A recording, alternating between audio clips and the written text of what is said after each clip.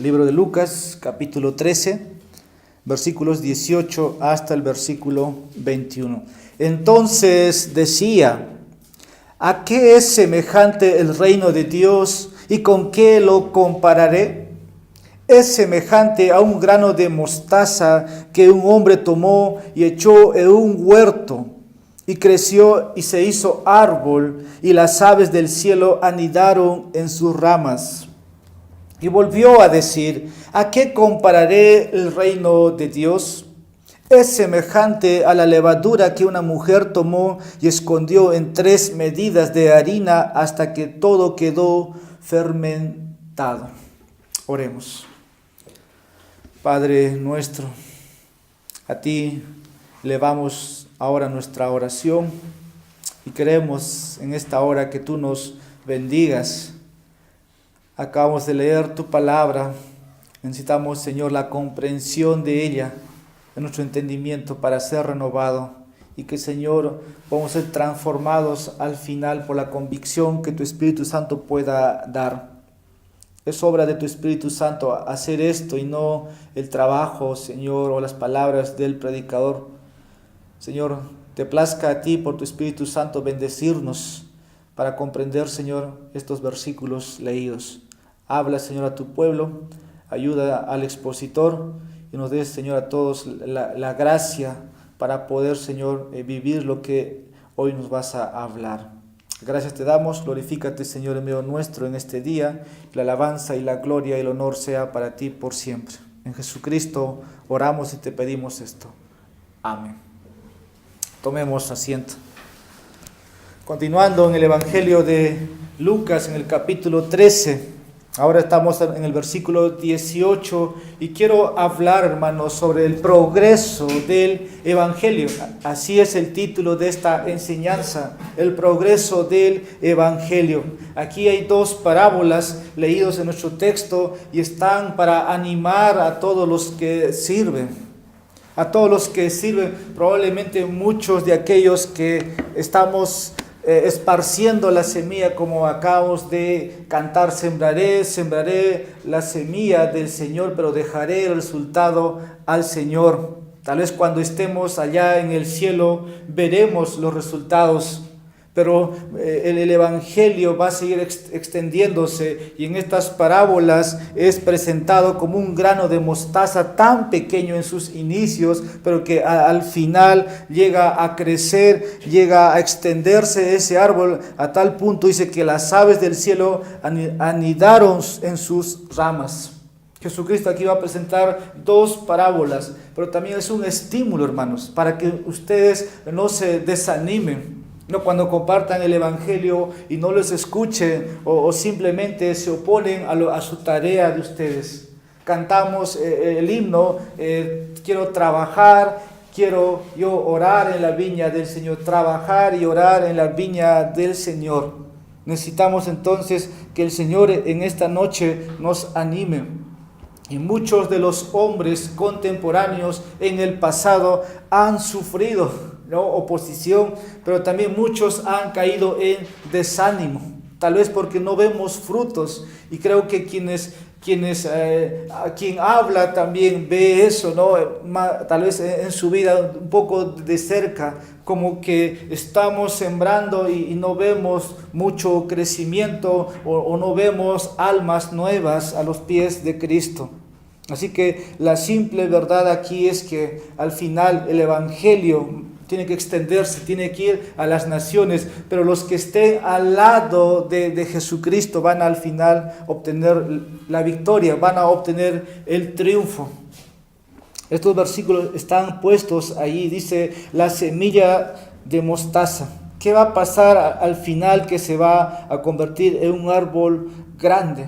No, aquí está Jesús, es un creador, es un hombre muy sabio y lo pone después que hemos hablado la semana pasada. No sé cuál sea la conexión. Versículo 18. Entonces decía, hablamos de la semana pasada cómo hizo, ¿no?, un milagro tan grande o extraordinario al quitar a esta mujer que estaba enderezada, que estaba siendo atacado por un espíritu, y Jesús lo liberta, y esa palabra se conecta. Entonces decía. No sabemos si es en la misma circunstancia o en otra situación, pero el texto empieza a decirnos, o Jesús a hablar aquí sobre el reino de Dios. A entender el reino de Dios ha traído como que en muchos círculos, en muchos pensamientos, en muchos pastores o denominaciones, cuando se da. Jesús oró y nos muestra en el Padre Nuestro, no venga a tu reino, y nosotros oramos que el Señor regrese y establezca su reino y Él gobierne a través, ¿no?, de su pueblo. Ahora, dice aquí, también muestra la segunda parábola sobre la levadura, ¿no? Cómo es el proceso de fermentación. Eso simplemente muestra que al final la expansión, el progreso del Evangelio.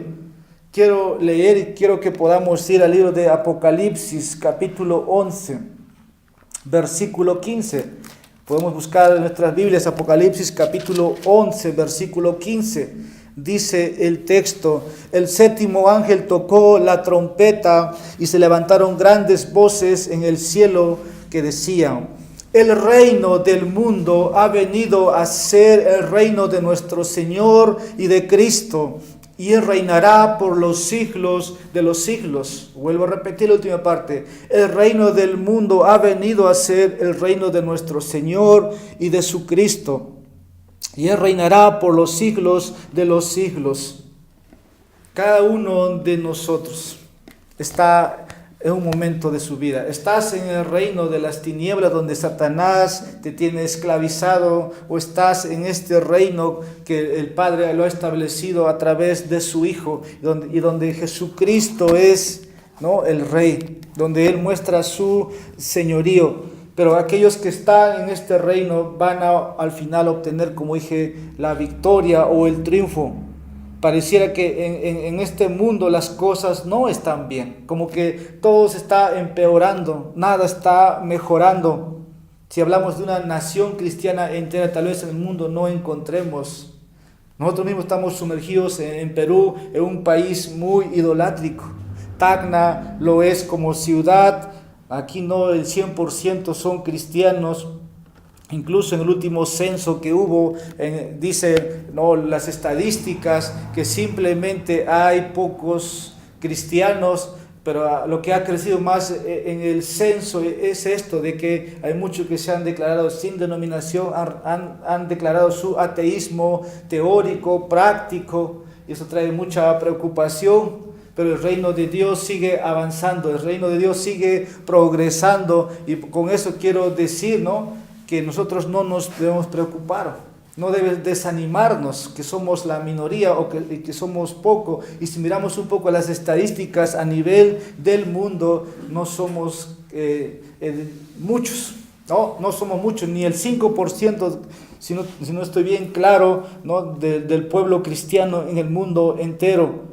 Pero la maldad crece, la maldad está creciendo, y parece que los hombres perversos están prosperando, y que las personas piadosas somos pocos, y algunos de ellos caen en pecados graves también.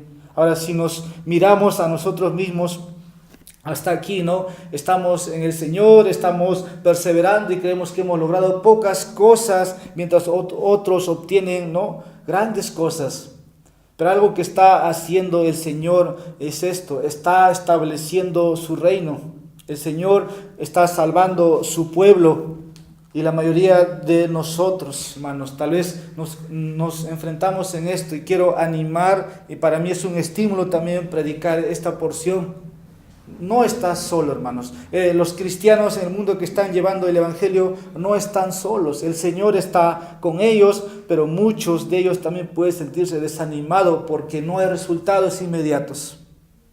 Y cuando yo empecé junto con ustedes esta iglesia, yo pensé que en los años inmediatamente esta iglesia crecería y que yo vería muchos resultados aquí en la ciudad de Tacna, con esto de la reforma, ¿no?, en Latinoamérica. Pero en realidad creo que no es mi reino, es el reino del Señor, y solamente me puedo animar. Pero también tengo algunos registros como hombres en el pasado que se desanimaron: Charles Spurgeon, John Henry, Andrew Bonar, Alexander White. Ellos pasaron desalientos, por momentos en etapas donde se veían que solamente no estaban solos y que no había resultado. Pero vemos ahora vemos el fruto ahora, ¿no? A los años, cómo impactaron ellos con sus vidas, incluso leemos de ellos, escuchamos de ellos. Ha habido frutos. Ahora tal vez se ve que no hay frutos, pero veremos cómo el Señor en delante, si es que llegamos a ver esos frutos lo veremos, pero no debemos desanimarnos. Ahora Lucas relaciona estas dos parábolas, como dije, con el texto anterior, y esa palabra entonces. En los versículos pasados, lo que vimos, Jesús está teniendo una confrontación. Jesús está diciendo a los líderes, a los oficiales de la sinagoga, versículo 14, que eran hipócritas, porque Jesús hizo un milagro en el día de reposo y Jesús tiene oposición. Los líderes religiosos no están de acuerdo que el Señor haya obrado en ese día. Ahora tenemos que comprender, como dije un momento atrás, si esto tiene conexión, porque aquí también están los discípulos, que los discípulos al comienzo de su ministerio estuvo el poder acompañado de ellos, La era apostólica estuvo lleno de milagros, de señales o sanidades con dones extraordinarios. Así fue la era apostólica confirmado. Y nosotros tal vez somos posapostólicos y realmente esto no se va a ver frecuente. Pero el Señor fue estableciendo su iglesia y los dones fueron para manifestar. Y no porque hoy día los pastores o las iglesias no tengamos tales dones, no vamos a ver cosas asombrosas como vio la era apostólica, y eso no debe desanimarnos, por lo contrario debe llevarnos a trabajar y orar en la viña del Señor, como acabamos de entender. Por eso Jesucristo pone estas dos parábolas que, como dije, son de mucho estímulo. Así que Jesús está sufriendo oposición. Sus discípulos están con Jesús. Los discípulos han dejado todo para seguir al Señor. Dejaron sus trabajos, dejaron incluso sus familias y están dejando todo por Jesucristo. Jesús es un maestro de 33 años, es un joven expositor, un joven predicador, pero mucho de la gente ven a Jesús, ¿será el Mesías? ¿Será el ungido de Dios? Ellos esperaban un libertador, alguien que les liberte de Roma. Y Jesús, conocemos nosotros, Jesús tampoco no viene de linaje o de nobleza. Él solamente nació en una cuna simple. Ahora Jesús no tenía tampoco, cuando nació, sus padres no tenía, llamemos, rango o conexiones con los líderes religiosos desde su tiempo.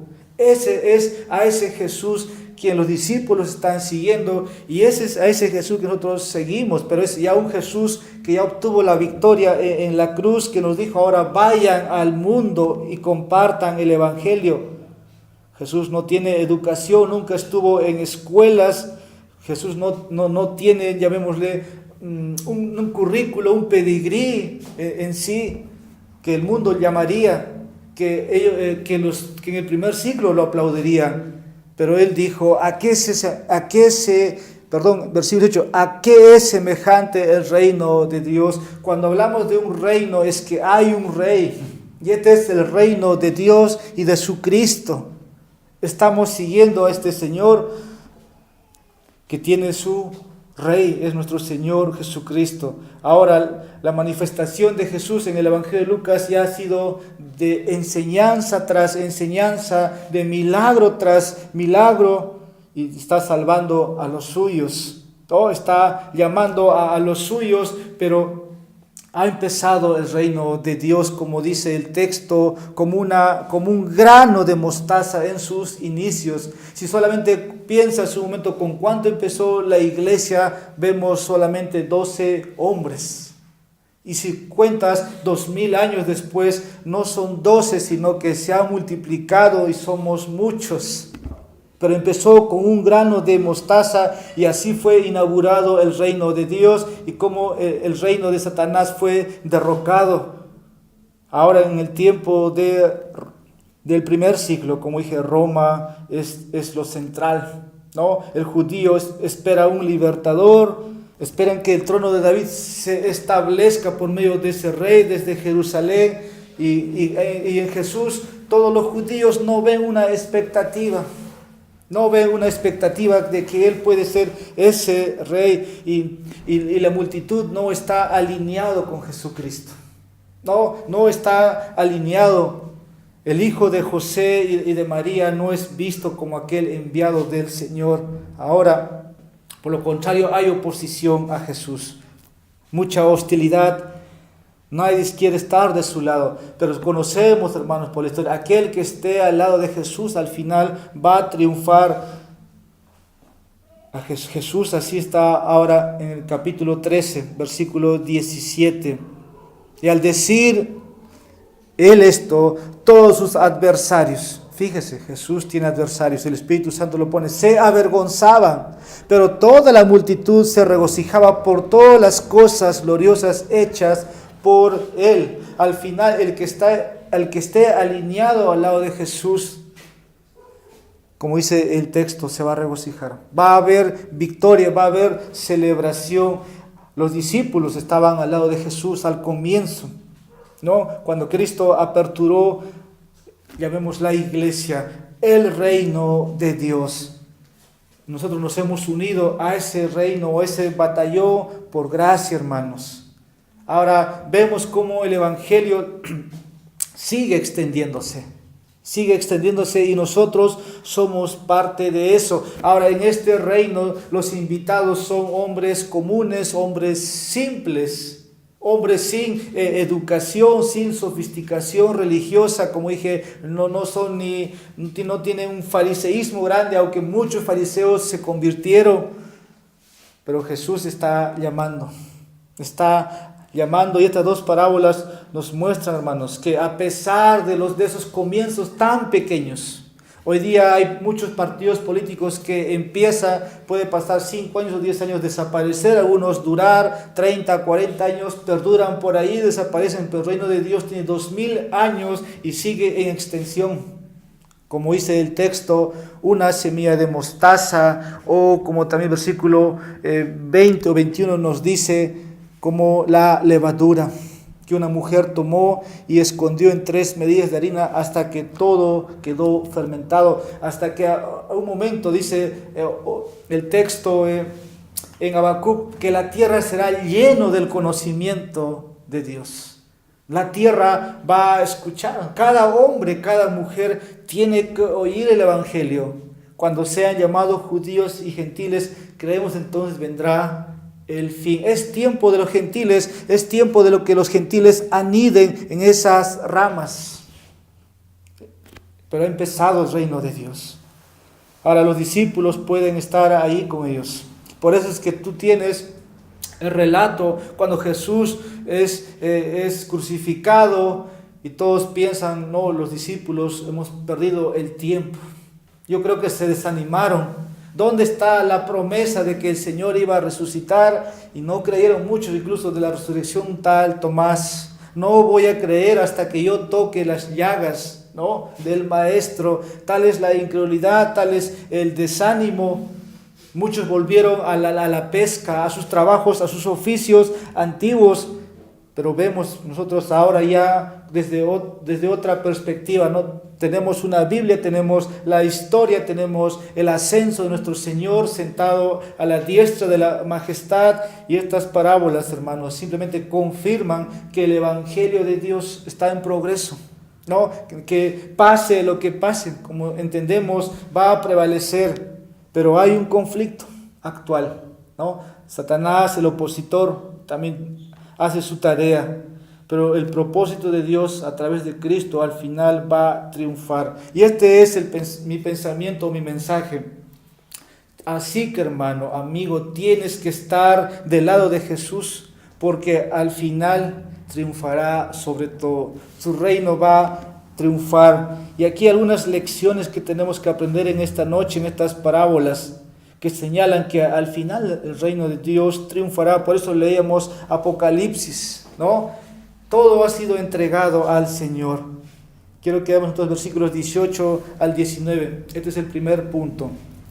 La parábola de la semilla de mostaza ilustra que en última instancia Jesús triunfará sobre todos.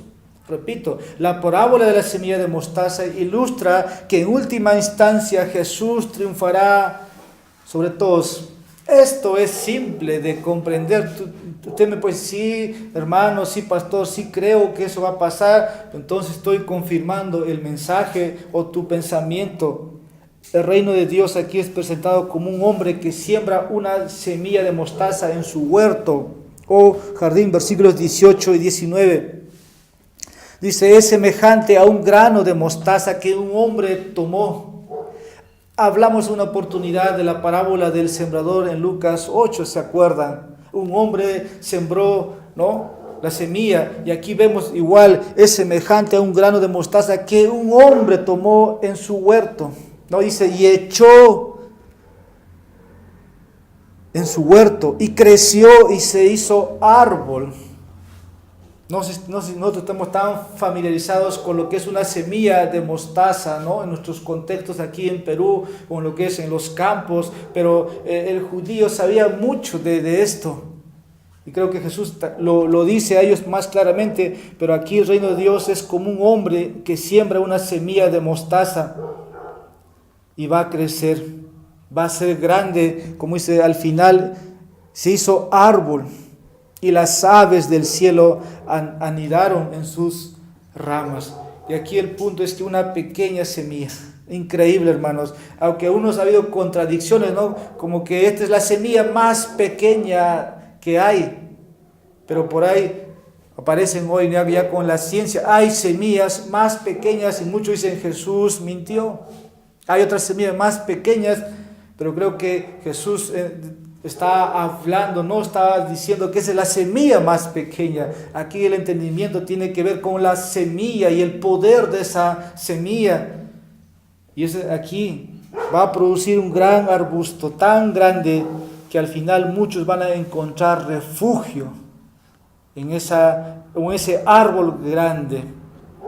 ¿Qué aprendemos aquí? Jesús triunfará a través de la siembra de la semilla del Evangelio. Jesús triunfará a través de la siembra de la semilla del Evangelio. Ahora, este hombre, dice el texto, tomó la semilla y echó en su huerto. Ahí tienes el versículo 19. ¿Qué hizo? Tomó la semilla y lo echó o lo arrojó, en otras palabras, como en la parábola del sembrador. Y tenemos que entender aquí que la semilla representa la palabra de Dios. Especialmente el mensaje central de la palabra es el Evangelio. Esa es la semilla que va a germinar el mundo. Es la semilla luego la parábola de la levadura va a fermentar todo. Tenemos esto. Ese es el mensaje central de la palabra, el Evangelio. Y aquí la parábola asume que el hombre aquí tenía un huerto o un jardín y que deseaba cosechar. Ahora, yo creo que muchos tenemos ese concepto, ¿no? Como que lo que yo hago tengo que ver el fruto. El sembrador dice con esperanza hará o con fe siembra de que va a cosechar. Pero sabemos que al final eso está en las manos del Señor. Si el Señor hace que esa semilla o ese fruto en la tierra de en sí, ¿no?, cosecha, o caiga la lluvia. Pero tristemente yo creo que hoy día hay muchos cristianos que tienen ese concepto, como decir, ¿no?, tienen que ellos hacer todo y obtener todo. Yo creo que eso no es correcto, tener ese concepto de que si voy a sembrar voy a cosechar. Por eso cantamos el himno, dejaré, ¿no?, la cosecha en las manos del Señor. Ahora, para algunos puede ser que el Señor haya dado un huerto grande, una viña grande. ¿Qué quiero decir con eso? Que el Señor puede poner muchas personas en tu vida a través de los años que vivas. Y tú tienes que esparcir la semilla, la palabra, que es el Evangelio mismo ahí, que va a traer vida. Pero aún así, el Señor, como en la parábola del sembrador, prepara ese suelo, ese corazón. No eres tú, solamente tú eres ese hombre que lanza o arroja el Evangelio en esos corazones. Por eso al final el Señor va a dar el resultado o la cosecha. Pero aún así, ese terreno tiene un dueño. Esa alma, esa persona tiene un creador. No es nuestro. La iglesia no es del pastor. La iglesia es del Señor, a que nosotros como obreros, ¿qué hacemos? Edificamos, regamos, pero con la palabra del Señor, y el Espíritu es quien da vida, quien da fortaleza. Ahora, tu jardín o tu huerto puede estar formado con muchas personas con quien tú tienes contacto. Así el Evangelio crece. Ahora se habla también en estos tiempos de los negocios, de mercadeo de redes, para que uno multiplique a 1, a 5, a miles, significa tener contactos, ¿verdad? Ustedes me entienden lo que estoy hablando. Así trabaja también el Señor, hermanos. Tu huerto o tu jardín está formado con gente o de personas con quien tienes tu contacto. Ahora, para poder influenciar sobre ellos con el reino de Dios es necesario, ¿no?, esparcir. Ahora, desea Dios, hermanos, ahí usarte. Y debes desear que Dios te use para producir cosecha para Él y en su jardín y en esas almas. Por eso estoy diciendo, Jesús triunfará a través de la siembra de la semilla del Evangelio. Tú eres ese hombre, tú eres esa mujer aquí en la parábola que tiene que esparcir esa semilla. Y ahora la manera de producir un cultivo es sembrar la semilla del Evangelio. Este hombre lanzó, como dice, tiró la semilla en su huerto. Y hasta que hizo eso, la semilla no brotó instantáneamente. ¿No? Ni una cosecha es inmediato. No lo es. No inmediatamente. No, tú siembras hoy y mañana estás cosechando. No lo es. Es simplemente hay que esperar los procesos, los tiempos. Yo esta semana conversaba con alguien y le decía, en estos días en Puno, ¿qué se hace? Me dice, se siembra. Y le digo, no está lloviendo allá. Sí, se siembra en tiempo donde la tierra es removida, la tierra es mojada.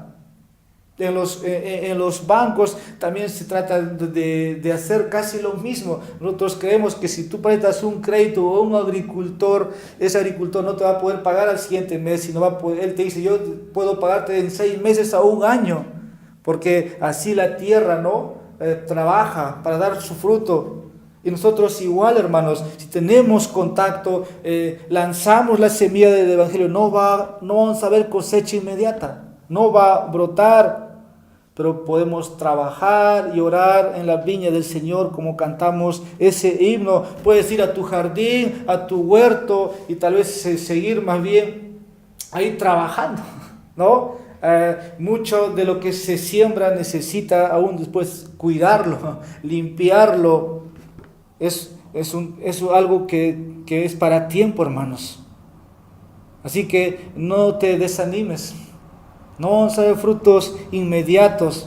Nada más regresa, ¿no?, a tu huerto. No la abandones. Sigue orando por esa persona si es que has sembrado la semilla del Evangelio. Por eso dice, no sé si es Cantares, ¿no?, que uno muestra ahí, el hombre sabio, he descuidado mi huerto.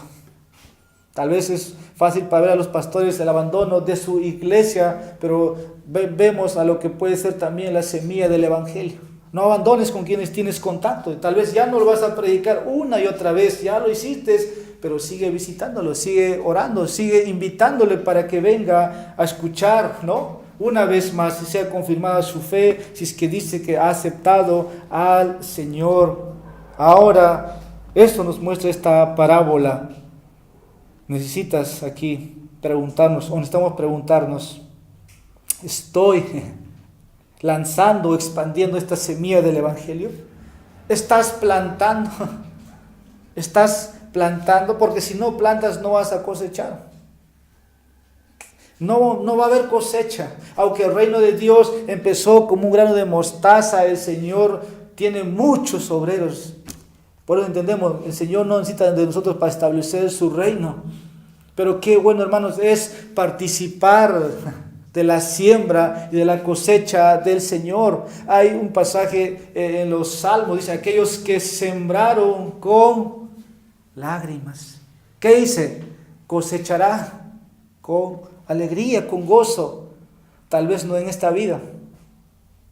Esto, hermanos, es un estímulo, se da cuenta, para que no se desanime, para que no te quedes, ¿no?, en el camino. Entonces tú tienes que decir, yo quiero ser ese hombre, yo quiero plantar, yo quiero lanzar esa semilla, porque esta semilla va a dar frutos, frutos y frutos. Así el Evangelio va a tener mucho efecto con personas con quienes tú tienes contacto. Por eso en esta noche tomé algunos signos de referencia como a misiones o evangelismo, si te has podido percatar. Pero si no hay ese contacto con los pecadores, no vamos a ver cosecha. No vamos a ver cosecha. Y el llamado aquí de Jesús es, hermanos, para nosotros. Debemos sembrar la semilla del Evangelio en corazones de los pecadores. No literal ya en un huerto, no en un piso, en tierra, no, sino en corazones de los pecadores. Dice Spurgeon que el hombre que sembró la semilla no lo envolvió, no hizo algo especial para sembrarlo, simplemente, ¿no?, lo lanzó y esa semilla dio fruto. Creo que se entiende. El punto aquí tampoco es, ¿no?, que no hay que arreglar el mensaje, no hay que embellecer nuestras palabras. Y Spurgeon ahí muy bien señala, ¿no?, que simplemente el hombre debe lanzar las semillas solo por sí. Y hoy día, hermanos, ¿qué hacen muchos? Para que veamos una iglesia grande. ¿Qué se hace hoy día? Se hace de todo, hermanos. Con tal de tener mucha gente en la iglesia, pero que muchos no pueden ser cristianos. No necesitamos técnicas, no necesitamos nuevas ideas persuasivas. Dios no trabaja así. Dice Romanos 1, dice que el Evangelio es poder de Dios para salvación, nada más. No se necesita de teatros, no se necesita de muchas técnicas, cosas que hoy se puede aplicar, que en el pasado estábamos envueltos nosotros, tristemente, y para nuestra vergüenza lo digo y lo voy a decir. El Evangelio es poder de Dios para hacer esto. Necesitamos sembrar, esparcir esa semilla, y el Evangelio es presentado así sanamente, y tendremos una iglesia sana o saludable. Ahora, para compartir las buenas nuevas del Evangelio, las personas deben estar convencidas de las malas noticias. Eso es lo que hacemos cuando les mostramos la ley del Señor. Que ellos han quebrado, que ellos han violado la ley del Señor. Y que el Señor es santo. Así que el pecador necesita escuchar la mala noticia, que es un pecador primeramente. Romanos 3:23. Por cuanto todos pecaron. Es tu trabajo, hermano, hacerlo conocer cuando tengas contacto con una persona y no están a la altura de la gloria de Dios, por eso Dios los ha destituido. Ahora, algunos de nosotros tal vez podemos por la experiencia, ¿no?, por el contacto o frecuencia que tenemos, más fácil entregar, hacer sencillo el mensaje. Yo les digo, hermanos, no se compliquen. Tal vez al comienzo hay temor, hay miedo, no importa. Dilo. Claro, significa antes haber orado por esas personas, para que Dios prepare su corazón, porque no sabes a quién tienes al frente. Es un opositor tuyo, es un opositor del Evangelio. Pero ninguna persona, hermanos, tiene la bondad o las obras justas para entrar al cielo. Sabemos, hermanos, para entrar en la presencia del Señor necesitamos la justicia de Cristo. Necesitamos que el Señor, hermanos, nos dé de su justicia. Aquel que no conoció pecado, dice Pablo, ¿no?, por nosotros hizo pecado, para que nosotros fuésemos hechos justicia de Dios en Él. El hombre tiene que ver su condición. El hombre tiene que ver que ha violado la ley de Dios. Tiene que ver que es culpable ante Dios y que simplemente si Dios no lo perdona, está condenado. Ahora, si puede llegar al cielo en sus términos, Dios sería injusto aquel día. Dios no sería justo, pero como sabemos que Dios es justo, el pecado debe ser castigado y el hombre va a ser castigado y sufrirá una eterna separación de Dios. Ahora, en ese contexto de las malas noticias, la buena noticia es esto, hermanos, que Dios ha dejado la semilla del Evangelio. Y allí es donde nosotros tenemos que esparcir o lanzar o tirar, como dice aquí esta parábola. Este hombre tomó y echó en su huerto. Ahí es, y si no lo hacemos, hermanos, si no damos primero las malas noticias, podemos estar engañando. Por eso que un evangelio de que Dios te ama, que Dios murió por todos, no va a solucionar si no presentas correctamente el evangelio. Esa persona necesita ser confrontado, si no va a enfrentar el juicio aquel día. Y cuando anuncias o cuando lanzas la semilla del evangelio, presentas al Salvador de esa persona, si es que lo haces correctamente. Ahora es por el Espíritu Santo, hermanos, que Dios convence. Tú nada más esparce. Y aquí es Jesús quien es presentado. Es Jesús quien va a salvar a esa persona. No va a ser tus palabras, no va a ser tu persuasión. Es el Señor. Es obra de Dios la salvación. Y con eso decimos que el hombre no puede salvarse. Cristo ofrece vida eterna. Cristo lo da gratuitamente. Él no merece otra cosa, sino ser presentado como debe ser. Ahora, Jesús, ¿qué promete, hermanos? Cuando una persona se acerca, se arrepiente y confiesa sus pecados, les promete vida eterna. Juan 3:16, yo les doy vida eterna. Ese mensaje necesitan oír. Es lo que debemos hacer nosotros. Primeramente, que el hombre es pecador y que Cristo murió por los pecadores y que si la persona lo recibe por medio de la fe, no importa quién sea que tenga educación o no tenga educación, deberíamos sembrar la semilla. Pero aquellos que tenemos contacto con nuestras propias familias, todavía con más razón. Los padres deben hacerlo con los hijos, los hermanos con las hermanas, los hijos con los padres, y no esperar una escuela dominical para que el hijo se salve, los niños se salven. Tu huerto. Piensa en tu huerto. Es lo que hacemos, que Jesús al final, hermanos, cuando se siembra la semilla del Evangelio, vamos a tener la cosecha o el triunfo. Y aquí necesitamos asegurarnos algo, que estamos sembrando la semilla. Repito, hermanos, necesitamos asegurarnos que estamos sembrando la semilla. ¿Por qué lo digo? Porque, hermanos, hoy hay muchos en nuestros días que camuflan el Evangelio, lo disfraza y eso no ofende a nadie. No ofende a nadie. Hay la doctrina de la autoestima que ha inundado a la iglesia. Y nos dicen que estas personas tienen que valorarse a sí mismos. A esas personas no les gusta que les diga que son los peores pecadores.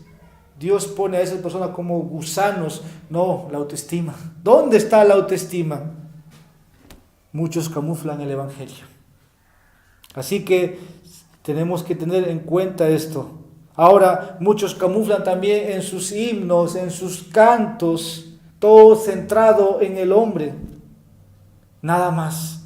Por eso nuestros himnos tienen que estar saturados del Evangelio, de la semilla del Evangelio. Algunos presentan que Jesús puede solucionar todos los problemas y que puede ayudar al pecador, que en Cristo van a encontrar éxito, que Él va a ayudar a lograr todos sus sueños. No te preocupes del arrepentimiento. Es un evangelio camuflado. Por eso estoy diciendo, hay muchos en nuestros días que hacen eso.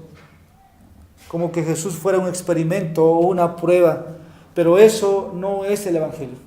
Pablo dijo por eso en Gálatas 1:6, no hay otro evangelio, pero si alguno anunciare otro evangelio, el tal sea anatema. Ahora algunos creyentes están confundiendo el evangelio también con el moralismo. Necesitamos que los cristianos vuelvan a sus raíces. ¿Qué quiero decir? Que prediquemos el evangelio apostólico, que los apóstoles que enseñaban, arrepentidos y convertidos. Cristo predicaba, arrepentidos y convertidos porque el reino de los cielos se ha acercado a vosotros. Juan el Bautista, arrepentidos y convertidos. Necesitamos volver a esas raíces. No necesitamos otra cosa hacer. No porque pongamos una película la gente va a salvarse, hermano. Eso no existe, eso no es bíblico, es camuflar el evangelio. Lo que la gente necesita es esto, hermanos, esta semilla. Prediquemos la ley de Dios, y prediquemos el evangelio. La ley va a decir al pecador qué es lo que ha transgredido, y cuando eso suceda recién verán que ante un Dios santo han pecado y han ofendido, y solamente entonces será bueno, o será buenas noticias del evangelio.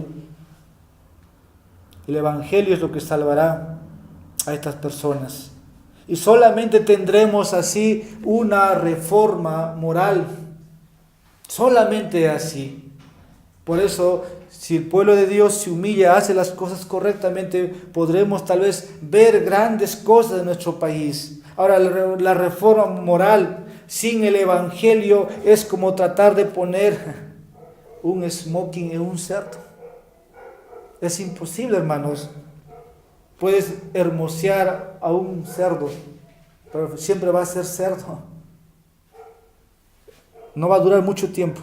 Y Jesús muestra aquí, hermanos, que a través de la semilla del evangelio vamos a triunfar. ¿Qué más aprendemos aquí? La semilla sembrada del evangelio logrará poderosamente los resultados esperados. Repito, la semilla sembrada del evangelio logrará poderosamente los resultados esperados. Ahora, el hombre sembró la semilla y creció y se convirtió en un árbol. Poderosos resultados esperados, como todo agricultor en el campo. Estoy diciendo, la semilla sembrada del evangelio va a lograr poderosos resultados esperados. Este hombre, como dije, toma la semilla, lo esparce y crece un árbol grande. Pero recordemos, al principio, al comienzo, esa semilla era tan pequeña que no veríamos. Jesús empieza a llamar uno por uno. Ven y sígueme, ven y sígueme, yo os haré pescadores de hombres. Nadie creía a Jesús de los apóstoles en el primer siglo que ahí comenzaría a establecerse la iglesia del Señor o el reino de Dios. Era tan pequeña, tan impotente, como dice, como un grano de mostaza. ¿Qué resultado se podía haber esperado hace 2000 años atrás? Ninguno de nosotros lo hubiera dicho a lo futuro que esto pasaría. Pero no pasó mucho tiempo hasta que creció, hasta que dio fruto esa semilla, y el texto nos dice, aves anidarán o anidaron. Esta pequeña semilla está dando vida a ese arbusto, hasta ahora. Así es, hermanos, con el evangelio. Ese es el mensaje de la parábola. Así es el evangelio. En el día de Jesús, o en los tiempos de Jesús, la idea popular era que el reino vendría con gran poder visible. Israel esperaba, hermanos, algo militar, ¿no? Algo poderoso, que no sería tan fácil, sino sería algo visiblemente grande, algo dramático, que todos se maravillarían de eso. Pero Jesús está enseñando que el reino de Dios comenzaría casi invisible, que casi al comienzo nadie pensaría, ni fuera tan visible, que no sería de mucho alarde. Igual que este hombre cuando está plantando la semilla, no se sabe quién es, solamente es un obrero de la viña. pero una vez plantado, crecería poderosamente hasta que se logre el propósito de Dios, ¿no? Que es germinar y que dé fruto. Y nos preguntamos aquí, ¿alguna vez has considerado el poder asombroso de una semilla? El Evangelio es esa semilla y tenemos ahora en nuestras manos, y dice el texto que debemos lanzarlo, hermanos, que lo echemos. Hay que regar, sí, puede ser la oración, pero debemos sembrar la semilla. Y vamos a ver que en esa semilla está el poder, ¿no?, de la vida. Mi estímulo, hermanos, es esto para nosotros hoy. Tal vez esperemos que Dios soberanamente añada, traiga mucha gente, ¿no?, a su reino. Pero nosotros queremos ver algo visible, incluso nosotros aquí en la iglesia palparlo. No, que no estamos solos, que lo que usted haga, lo que usted diga, que a lo futuro podemos ver frutos. Pero tampoco significa, hermanos, es sentarnos, no hacer nada. Usted sabe su deber cuál es. Tiene que lanzar la semilla. Y la semilla, como dije, Dios se va a encargar de dar fruto. ¿Por qué? Porque la semilla, hermanos, es poderosa. Da vida a los pecadores. Los transforma de adentro hacia afuera. Porque dice el Señor, yo os daré un corazón nuevo. Vimos la semana pasada la diferencia entre una religión muerta y una religión viva. ¿Verdad? ¿Qué era eso? Dios da vida, ¿no? Dios da vida a las almas. El Señor es poderoso entonces para transformar vidas. Y por qué no decir culturas grandes. Y donde quiera, hermanos, que Dios ha enviado a sus obreros, o donde se ha distribuido Biblias, ¿qué ha pasado? Ha habido una transformación grande. Muchos, por no decir contados, muchos recibieron el mensaje. Ahora, no había gloria en esos hombres cuando fueron. Si usted lee las misiones o la historia de las misiones, muchos hombres en ese entonces nadie lo conocía, pero hoy hablamos de ellos como grandes hombres que Dios ha usado. Pero el Señor así, hermanos, obra. El poder no estaba en ellos, sino en la semilla que cayó en el suelo. Y con esto no necesitamos técnicas para plantar. Y hoy día se habla de cómo plantar una iglesia, de cómo iniciar una iglesia, en qué lugar tiene que estar y qué es lo que tenemos que ofrecer a la cultura, como que la iglesia se convierte, ¿no? Yo digo como un buffet. No, esta iglesia tiene que tener esto, y eso damos a la multitud y la gente va a venir, se va a llenar. No necesitamos esas técnicas. Solamente, hermanos, tomar la semilla, tomar esa verdad, así como se está explicando, y confiar en ello. La semilla al final, hermanos, va a crecer dentro de esos corazones. Y ese árbol, como dice el texto, va a ser grande.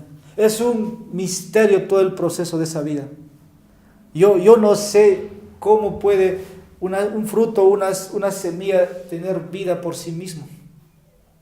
Igual es, hermanos, con lo que hacemos nosotros. Es un misterio total la salvación de comienzo a fin. Es un misterio, pero es el Evangelio. Nada más necesitamos aprender a presentar el Evangelio de una manera tan clara, ni siquiera, hermanos, sofisticada.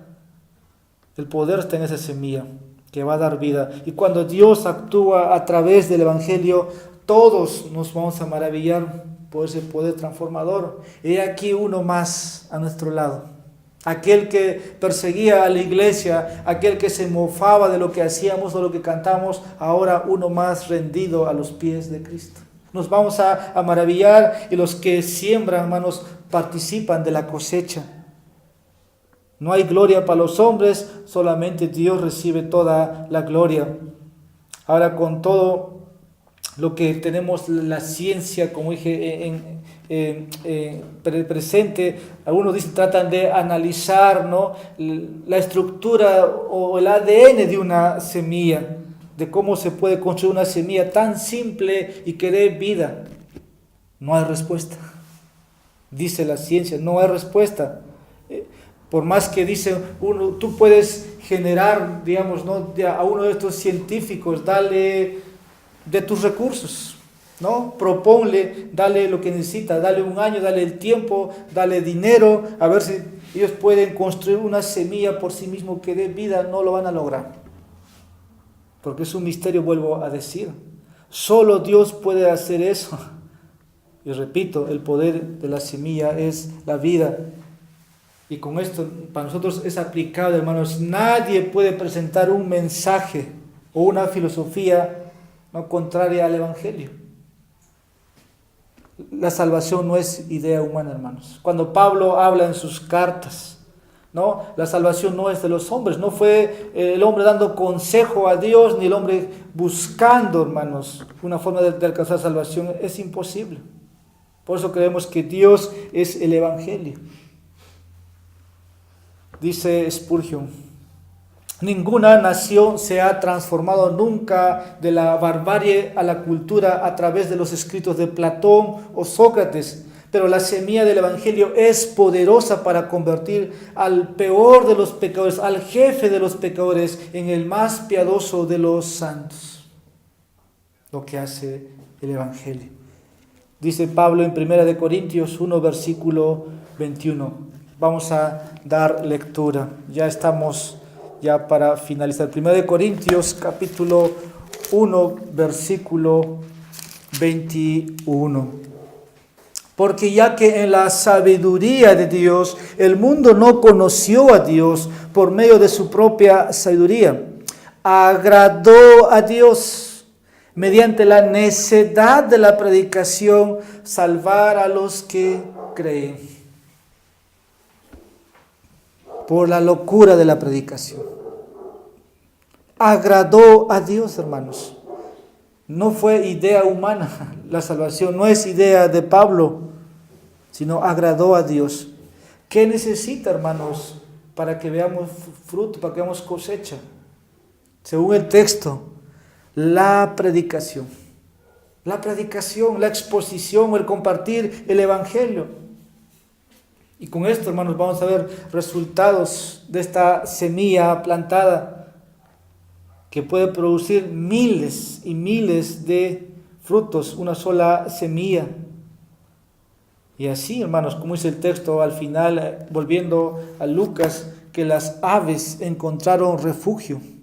Y las aves del cielo, dice, anidaron en sus ramas. Ahora esto podemos ver como una referencia. ¿A qué, hermanos? Aquí también vamos a tener una explicación, ¿no? Después que esta semilla es sembrada, da su fruto. Ahora las aves aquí encuentran refugio en este árbol. Y probablemente esta es una referencia a los gentiles que encontraron refugio. Tú y yo, a través del Evangelio, que primeramente fue dado a la nación de Israel. Sorprendentemente, hermanos, estamos como esas aves anidando en las ramas naturales que era Israel. Vamos a leer lo que dice Ezequiel, capítulo 17, versículo 23. Ezequiel, capítulo 17, versículo 23. En el alto monte de Israel lo plantaré, extenderá ramas y dará fruto, y llegará a ser un cedro majestuoso. Debajo de él anidarán toda clase de aves, a la sombra de sus ramas anidarán. Ahora todos los que encuentran refugio o se anidan, tienen paz con Dios, gratuitamente. Y siempre, ¿qué va a pasar con esos pajaritos, esas aves que están ahí anidando? Van a cantar, siempre, siempre. De mi casa al frente hay un jardín construido, por decir, no es un huerto, pero entre 4:30 y 5 de la mañana, todas las mañanas las aves cantan. Todos los días. La Biblia muestra, hermanos, que la predicación del Evangelio en todo el mundo va a atraer mucha gente, muchos anidados ahí. ¿Y qué van a hacer? Van a cantar del Evangelio. Van a estar aquel día ante el trono de Dios, cantando alabanzas, cantando a su Salvador. Eso es lo que el Evangelio hace. Empezó muy invisible, una semilla tan pequeña, pero al final se convierte en celebración, en gozo. Eso muestra la parábola de la semilla de mostaza, que en última instancia Jesús va a triunfar sobre todos. Su reino se está estableciendo por medio de su iglesia y el Señor nos ha hecho revelar. Ahora quiero que podamos considerar de manera brevemente la parábola de la levadura. Dice versículo 20, y volvió a decir: ¿a qué compararé el reino de Dios? Es semejante a la levadura de una mujer, a la levadura que una mujer tomó y escondió en 3 medidas de harina hasta que todo quedó fermentado. La lección es esto, hermanos. Segundo, la parábola de la levadura ilustra que en última instancia Jesús triunfará sobre todos.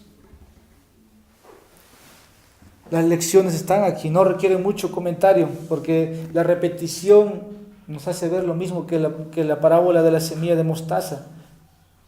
¿Por qué?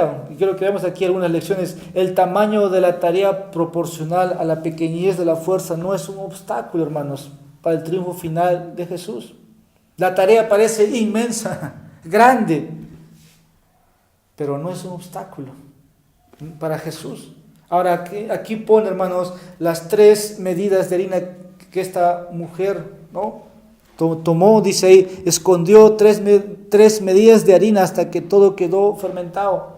La equivalencia, esto es a 39 litros o 50 libras de harina, es una gran cantidad. El punto es que solo una pequeña cantidad de levadura era todo lo que se necesitaba para fermentar o impregnar la masa. Vemos esto en las panaderías, ¿no? Muy simplemente, cuando usted prepara algo, con un poco de levadura fermenta toda la masa. Ahora, la levadura es un hongo, como se explica, ¿no?, unicelular, que promueve la fermentación. Cuando se tiene contacto con el pan, va a producir, como es ese proceso, como burbujas de dióxido de carbono que hacen que la masa, ¿no?, crezca o suba. Ahora, ¿cómo muestra la Biblia o las Escrituras sobre cuando se usa la levadura? Normalmente vemos como símbolo de pecado, ¿verdad? Algunos comentarios entienden que esta parábola se refiere a la propagación de la doctrina falsa de la iglesia. Pero nosotros estamos en este contexto viendo, sería irnos en contra de ese pensamiento. Ahora, algunas veces la levadura también es usada como un símbolo del mal. Levítico capítulo 7, versículo 13, capítulo 23, versículos 15 al 18. Y se puede argumentar que Jesús está usando un significado un tanto, yo diría, diferente para llamar la atención a sus oyentes y darnos con esta parábola un giro provocativo, distinto. El significado aquí, hermanos, es paralelo a la semilla de mostaza, pequeña. La pequeñez de la levadura no es un problema. No, un poco de levadura va a leudar mucha masa. Eso quiero decir. Puede haber mucho obstáculo, mucho problema, pero muchas veces un solo obrero, un hombre predicando, hermanos, puede hacer que el Evangelio llegue a muchos. El poder no depende de los seguidores de Jesús, sino el poder de Dios a través del Evangelio. ¿Qué lección aprendemos aquí? La levadura debe entrar en contacto con la masa para que se desate ese poder. La levadura por sí misma es levadura, pero si la levadura se une con la masa, vas a ver el poder de la levadura o el efecto de la levadura. Estoy diciendo, la levadura debe entrar en contacto con la masa para que se desate ese poder. Hemos visto este punto ya con respecto a la semilla de mostaza. Y aquí está, hermanos, así funciona. Necesitamos tener contacto. Esto es, ¿no?, a través, ¿no?, de compartir el Evangelio. Y así Dios va a transformar corazones. Ahora, una vez que se ha hecho el contacto, el poder es imparable. Por eso mencioné un momentito esto de la red de mercadeos, ¿no? El negocio es eso, uno trae dos y dos a dos y todo crece. Pero estamos diciendo, una vez hecho el contacto, el poder es imparable. No hay cómo revertir ese proceso. Una vez que introduces la levadura a la masa, la levadura va a hacer su trabajo. Y una vez, hermanos, que el Evangelio penetre en aquellos a quienes Dios ha escogido antes de la fundación del mundo, esa levadura del Evangelio va a ser efectivo en la salvación. Y va a ser continuo. Como dice Romanos 8, versículo 29 y versículo 30. Es irrevertible. Dice el texto, porque a los que de antemano conoció, también los predestinó a ser hechos conforme a la imagen de su Hijo, para que Él sea el primogénito entre muchos hermanos. Y a los que predestinó, a estos también llamó, y a los que llamó, a estos también justificó, y a los que justificó, a estos también glorificó. Es irreversible el proceso. Una vez esparcido el Evangelio en aquellos a quienes Dios ha determinado salvarlos, lo va a hacer, no lo va a cambiar. Nuestro trabajo, hermanos, es poner la levadura del Evangelio en contacto con la masa de la humanidad. El trabajo de Dios es salvar a aquellos a quien Él ha propuesto salvarse por un pacto de sangre. Y Él los salvará porque la salvación no depende por iniciativa ni voluntad humana, sino de su gracia soberana y el poder de Dios. Conclusión. Como dije al comienzo, antes de empezar el culto, estas parábolas no enseñan el postmilenialismo. Tal vez usted me dice, ¿qué es eso? Hablamos de amilenialismo, premilenialismo, postmilenialismo. Tiene que ver con el retorno de Cristo, porque estamos hablando aquí del reino de Dios.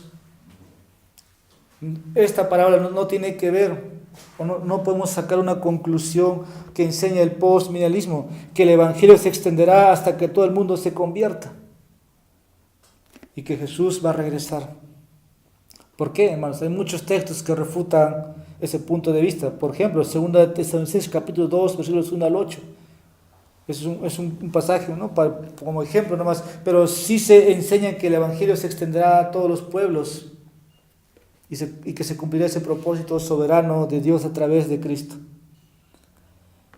Que en esta noche, hermanos, estos versículos o estas dos parábolas haya sido para animarte a que tú seas ese hombre que te va a lanzar, ¿no?, la semilla del Evangelio, a que tú seas esa levadura llevando a través del Evangelio para que tenga contacto con las personas, con los pueblos.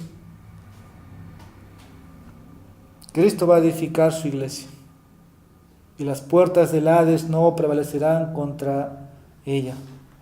El reino de Cristo, hermanos, actualmente se está extendiendo a una tasa de más de 3 veces que la tasa del crecimiento de la población mundial.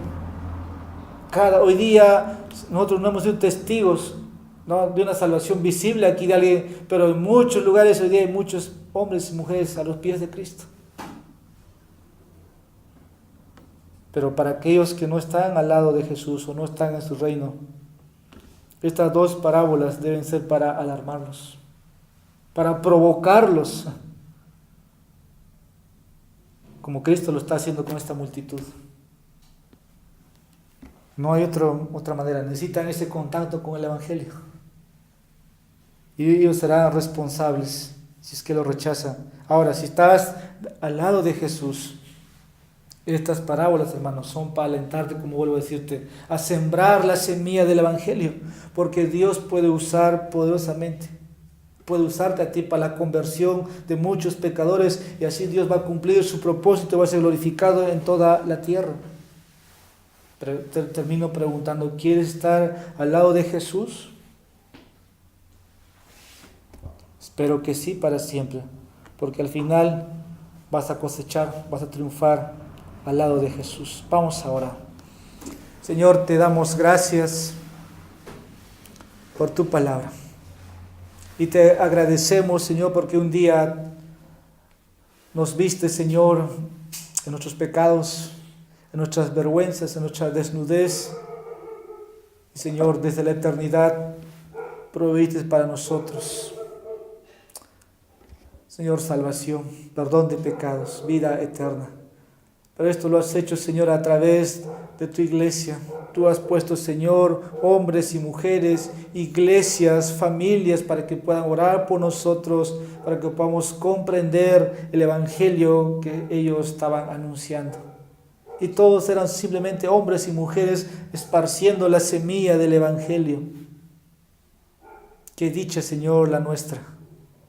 Pero también oramos ahora, Señor, es nuestro trabajo de tus obreros, no descuidar el huerto, no descuidar la viña que se nos ha sido entregada. Todos tenemos contactos con personas. Y tú, Señor, nos has dado un huerto, un jardín para sembrar la semilla del evangelio, para poner esa levadura, Señor, de tu evangelio que tiene poder ante cualquier obstáculo. Pues, Señor, usa a tu pueblo, usa nuestras vidas, oh Señor. Queremos ser testigos de tu gloria en la salvación. Gracias por nuestra salvación y te agradecemos también, Padre, a que tú nos des el privilegio de poder ser partícipes en la conversión, en la salvación de otras almas. En Jesucristo te pedimos que nos hagas, Señor, siervos de tu gloria. Amén.